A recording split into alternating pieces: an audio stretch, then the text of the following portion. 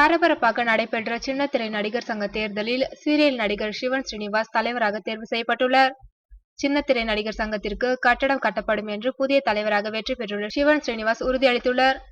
தொலைக்காட்சி சீரியல் நடிகர்கள், நடிகைகள், தொகுப்பாளர்களுக்காக தென்னிந்திய சின்னத்திரை நடிகர் சங்கம் 2003ஆம் ஆண்டிலிருந்து செயல்பட்டு வருகிறது. இதில் 1340 பேர் உறுப்பினர்களாக உள்ளனர். தலைவர், துணைத் தலைவர், பொதுச் செயலாளர், பொருளாளர், செயற்குழு உறுப்பினர்கள் என மொத்தம் 23 பதவிகள் இருக்கின்றனர். இதற்கு 3 ஆண்டுகளுக்கு ஒருமுறை தேர்தல் நடத்தப்பட்டு நிர்வாகிகள் தேர்ந்தெடுக்கப்படுவது வழக்கம். கடந்த ஆண்டு அக்டோபர் மாதம் நடைபெற்ற தேர்தலில் தலைவராக நளினி, பொதுச் செயலாளராக பூவிலங்கு மோகன், பொருளாளராக வி.டி. தினகரன் ஆகியோர் தேர்ந்தெடுக்கப்பட்டனர்.